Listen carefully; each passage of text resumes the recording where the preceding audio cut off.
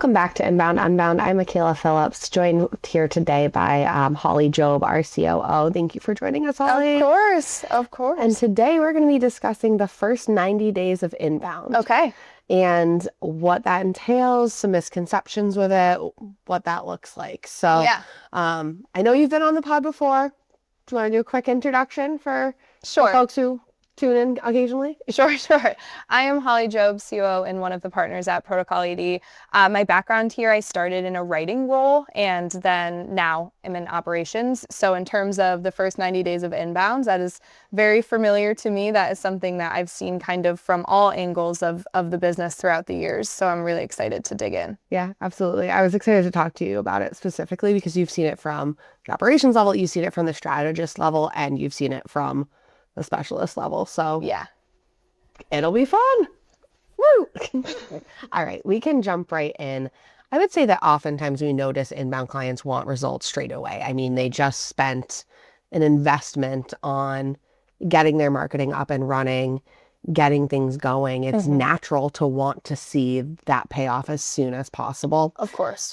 In those cases, where do you think those expectations typically come from? Is it internal pressure, past marketing experiences, leadership goals that might not be tied into what all that takes? Because as we know, as much as we want results right away, there is a little bit of buildup. Granted, there are things that we can do to speed that along. Right. And we'll talk about that. But what are your thoughts there? Where does it come from? I think it's a combination of all of the above, but the thing that I would add to your list is also just sort of, we live in a society where things are very fast and we can get things very immediately. And sometimes there's a misconception with when it's digital, it's fast. Like if I write an article, I put it on Google, why aren't people seeing it right now? It's up right now, you know?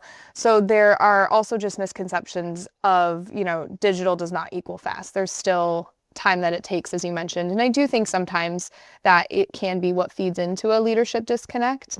Sometimes when the decision makers are very removed from the process, maybe don't understand exactly what the process looks like, are just kind of dip diving in and out. It's hard to see that full life cycle of where we're at, where we're going, and why. And I do think past marketing experiences as well. I've been doing this long enough now to have talked to many people who have agency experiences that are not so great. And sometimes when things are fast, they're not also good. You know that triangle where it's like fast, cheap, good? Yes. And you can't have all three. I find that to be very true in marketing in general.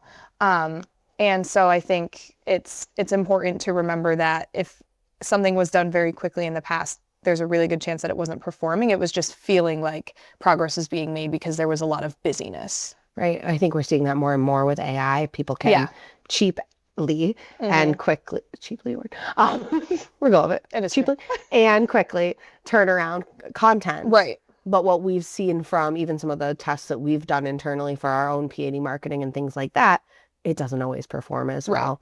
Right. I think another really important point that you brought up that I want to reiterate is just that digital is fast.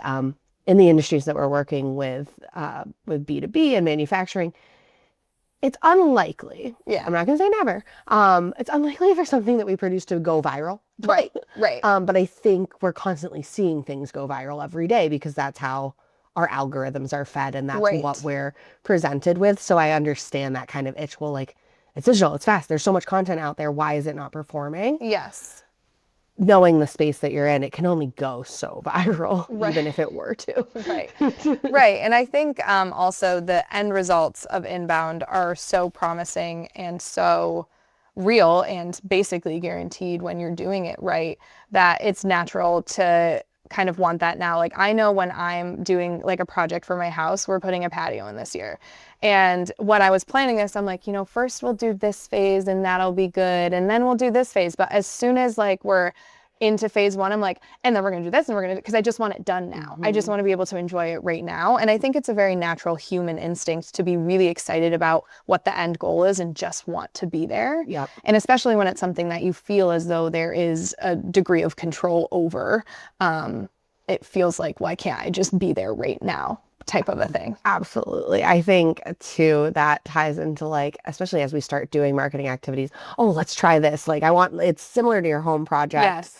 Analogy is like, let's do this, let's do that. Yeah. And that takes away from the ultimate goal. I always think of if you give a mouse a cookie book. What a classic. A hit. Iconic. We're right now, my daughter really likes Give a Pig a Pancake. Oh. I don't know why that one is hitting for her. I was a Moose and Muffin girl. Okay. And so like in my household, I like will like if we're like planning something and getting a little bit off track, I'll be like, I fear we're a Moose and Muffining. I think that's good. I think this is a potential content opportunity. Like, I think that's very real though. And like those books exist for a reason because it's such a natural human thing. Yeah. And a lot of times too, like hopping back to the home project analogy, I can't tell you how many times I've wasted money trying to get something done quickly before like giving it a chance to like live in the space, see how it feels, see how it goes, and then investing in something that is actually going to be permanent and lasting. And I think that there's so much ties there to marketing in terms of letting it sit, figuring out the strategy, figuring out where you really want to go, dedicating your time and resources to the right thing, and then it's dividends down the line and kind of performing on itself. If you're constantly jumping on different topical things like the moose or the pig or the mouse, you will lose the ability to get something really nice. Right. Absolutely. I think that is such a good point. And I think all ties back into like where this pressure comes from internally. At what point do you feel we usually hear that question? Hey, why isn't this working yet? Oh, wow. I would say commonly we get through onboarding, which for our onboarding process is getting really deeply entrenched in learning our client's business, learning the persona, their competitive landscape, their current landscape, and really educating ourselves, especially the writers, on all of the ins and outs and technical aspects of the business. And the output of that is, of course, strategy, persona, all of those kinds of things. And then we get into our first, months of true production. And I would say like month 1 or 2 of true production tends to be when we hear that, because to be fair, when you're building the foundation for the house, that's the least exciting part. And so it's easy to forget that time and effort has even gone there. And then it's like, well, we've been investing for 4 months. Where are the results? And it's like, well, we poured the foundation. Like we can't put in windows until a couple stages away from right now, So I think that's what I see. But what do you think? You've certainly onboarded. I think it's always there. I think even in that first initial. So it's a trick question. I see. No. I just wanted your insights. I think it's looming in the background, even during the strategy and delivery phase, which is what you had touched on, where it's like it's always top of mind. I think when we first start working with a client, everyone's excited. Our team's excited, their team's excited. But at the end of the day, everyone's excited to get those results. Right. It's not just to be doing the marketing. 100%. As much as I love that strategy and building phase, and I'm excited to do that level. Right. It's also knowing that a really solid foundation is what is going to accelerate us and let us drive towards that, like that 100%. Pyramid that we reference all the time in all of our PAD documents. We can link it in the YouTube description. But I think where you're talking about laying that foundation, making sure that we're really strong, is what's going to drive us up that pyramid. Yeah. But I do think we start hearing it almost immediately because it's like, where is this going? Yes. When will we see results? And again, as we've talked about, I think that's human nature. And I think as much as we hear it from clients and have to temper those expectations, our team feels it too. 100%. Like we want to see it as badly as anyone else. 100%. Yeah, absolutely. Well, it's no fun to just write or produce something that feels like it's not going anywhere or what have you. So I think it's human, as you said.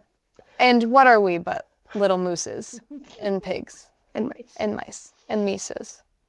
Mices? No. I think mice itself is plural. Writing degree. I believe you. I will trust you. I could keep throwing out alternatives. It's like that. Oh my gosh, I forget the name of the comedian, but he does the. It's so funny. It's one of my favorite things. I'll send it to you after this, but it's he's in a spelling bee competition type thing, and he is trying to pluralize things. Oh my God. And the line that I used to quote all the time is, much many moosin', much many moosin'. It's hilarious. Well, English is so hard. Hardest language to learn. So hard. Well, I mean, I don't know. That was a joke. I don't- It's a hard language to learn. Right. It's the only one I know. So, Period. but anyway, getting back into it, what are some early signals would you say that things are working, even if leads haven't quite picked up yet? I would say one of the first early signals is, have we made things more organized? Have we made lives better? Have we improved things that are admittedly a little more anecdotal, but are there things that people on the client side can point to and say, this is clearer to me, this is better for me since we've been working with you guys? So for example, something we like to do is go in and take sales resources. Maybe they need updated to new branding or just the language in general, or maybe they're not digitized yet. Doing things like that, that there's immediate impact to the sales team. They're sending out better deliverables, all of that kind of stuff, or even onboarding to HubSpot or tools like that, immediate quick win things. And sometimes even honestly, just the output of that strategy and the competitor research and stuff, that's where the clarity comes into, like realizing, oh, okay, that's why that competitor does it in this way or and whatnot. So anything that I think brings clarity or brings efficiency and ease is a win early on. Absolutely. I think it's hard because I think a lot of times we want to drive leads. We want to drive revenue. That's usually the end goal. Right. Occasionally we have clients that are really aware of where they're at in the journey and they're like, hey, we need to build awareness first. Right. But for the most part, the goal is leads. Yeah. And those can take a while to build, especially if you don't have that foundation. So I think trying to focus on some early KPIs that things are trending in that direction is super important. I know while we work through our like KPI workshops, we're asking the end goal and then we're showcasing, okay, and these are the metrics that we'll measure to get there. Yeah. Would you say there's any specific KPIs that you think are important to focus on early on while you're building that foundation?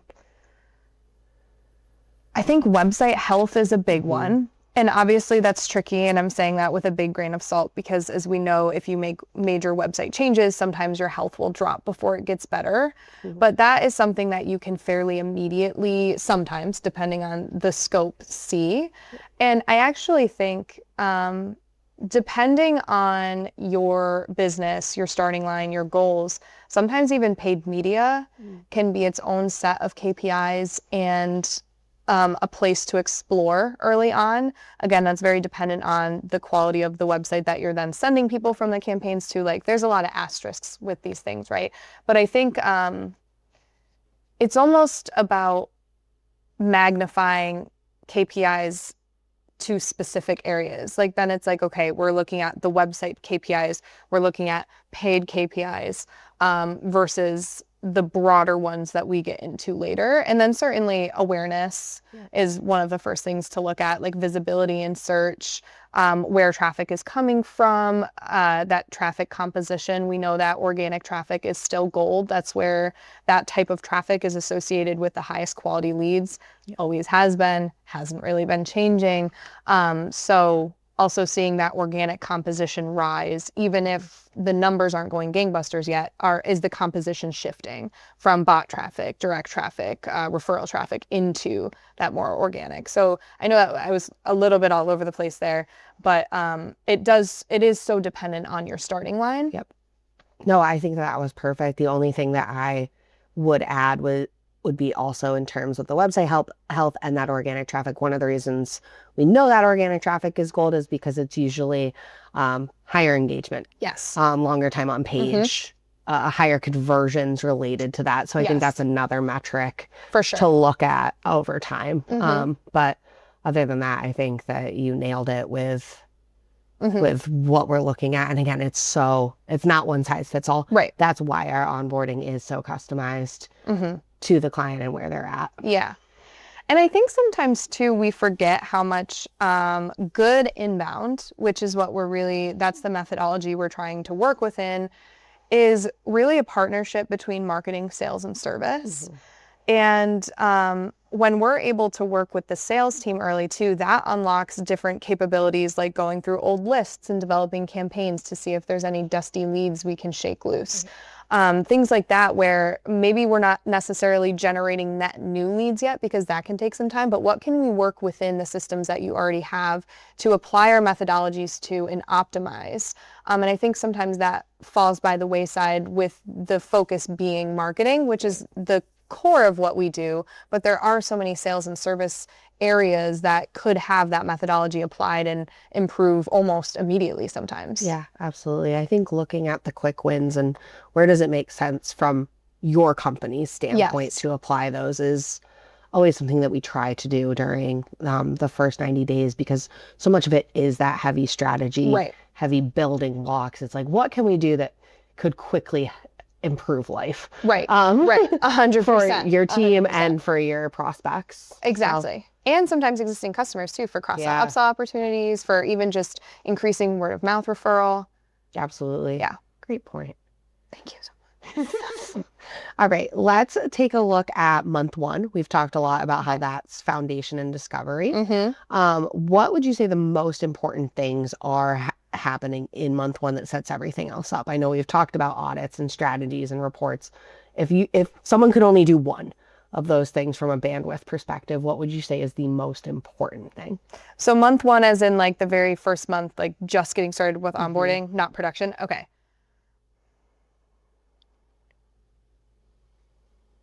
I think website is most important, followed by like MarTech stack. And figuring all of that out, because ultimately, if we're producing a blog on a website that isn't healthy, that's at odds. We can't send someone from a paid campaign to a website that sucks, or from a sales email, or like that really kind of is the foundation. And one of the things that I think is a pushback whenever people say AI is taking over, AI is replacing everything, you don't have to focus on your website so much. In the B2B manufacturing space, people are still going to come to your website, do research, reach out somehow before making a purchasing decision. So having a healthy, attractive website that is AI friendly is still incredibly important. So I would start there. There's tons of free tools that you can use to audit your website.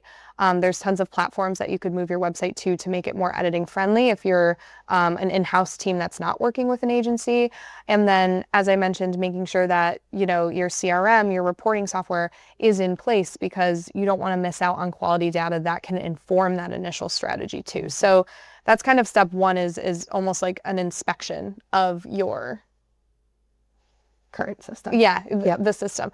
It's funny, on the whiteboard, we have these like little charts that I wrote for myself at one point, like when we were processing loop marketing. And it's kind of, it describes it as data strategy deployment for onboarding. And then once you get into actual work, it's data strategy deployment. Working as that loop. I think of it more of a circle, but I guess if you want to do this, you really can. But so data is that first step. Website, revenue operations, CRM, MarTech, like all of that. You got to get straight before you do anything else. I completely agree. I was going to say the data component, along with the site and how your site is collecting that data. So that you can inform other decisions. Because if you're just throwing paint at a wall and you don't know what's working, it's only ever going to be so effective. Totally. The numbers tell so much of a bigger story than you could ever tell by just kind of looking at things. So awesome. Looking at the strategy and the research. So we've talked a lot about the data, making sure that we're laying that foundation. Why?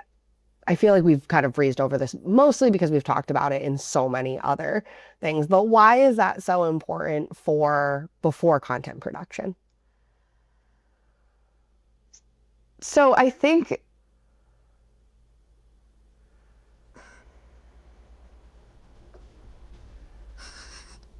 I know this is quite the pause. A good strategy follows the life cycle of existing content and then projects what's working and not working onto future content. And content is big and wiggly. And I don't just mean articles, I mean videos, I mean social media content, email newsletter content. So having the strategy that informs that is crucial. Right. Because otherwise I don't know what you're doing. Correct. I fear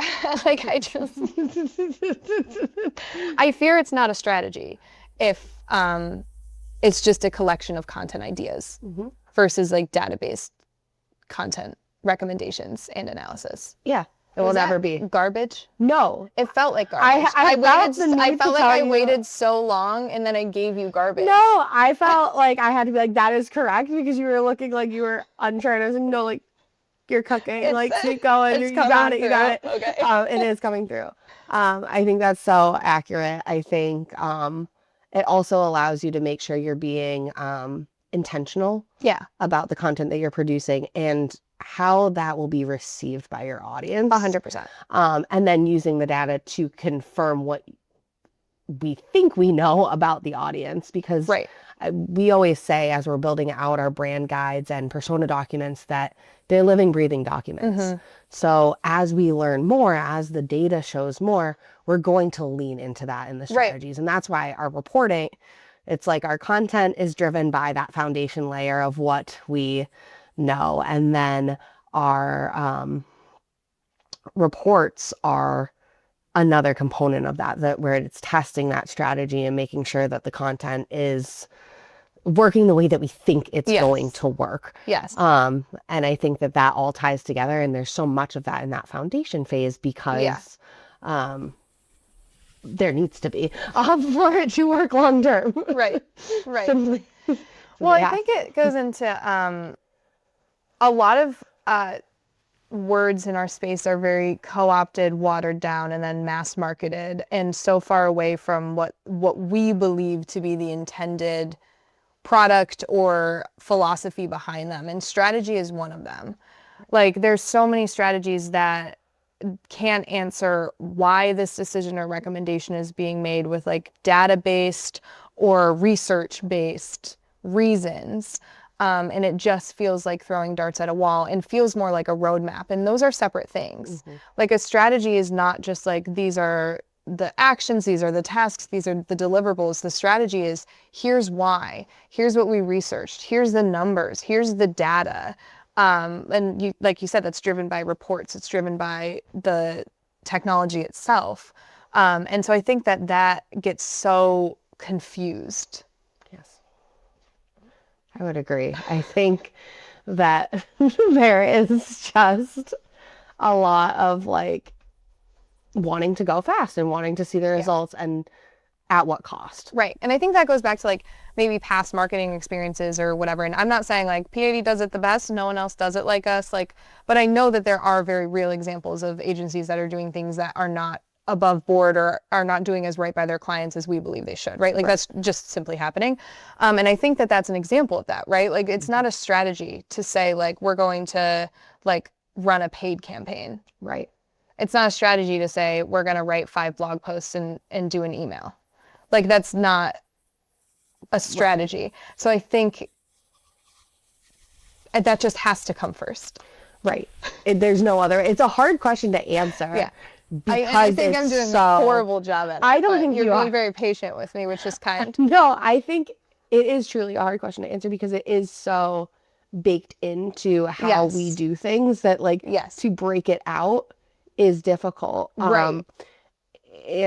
But I don't want to take for granted that we know this and that we do this, because there are small teams starting out that maybe haven't done this or don't know the why. So I think that's why it's hard to answer, and you're doing a great job. Thank you so much. Do you remember being in 3rd grade and like when you're doing your vocabulary or whatever and you're explaining what a word means and they're like, you can't use the word in the definition of the word? I think honestly that's what I've been struggling with kind of the most recent questions and answers is it's all so deeply intertwined that it's really hard to explain it without inevitably just circling back to what you just said. Yes. Which probably makes for really, really good podcasting. Exactly. Well, I do think that as we get into month 2, month 3, and beyond, that the questions are going to be a bit easier to answer. It's not a critique of your questions. It was a critique of my ability to convey things like a person has to listen to it. No, it was You know? perfect transition because this is the end of the first section of this podcast. Section is not the word I'm looking for. First part of this podcast. Part one. Done. Part 2 coming up next. So if you want to learn more about month 2, month 3, what we should be focusing on, why it's so important, we'll be talking about that next. Yep. In the meantime, if you have any questions, if there's any topics that you want to cover, if you want to learn more, please reach out at either info@protocol80.com or go to protocol80.com, check out our content there, fill out a form on the website, do what you may. But thank you for watching, and we'll be back soon.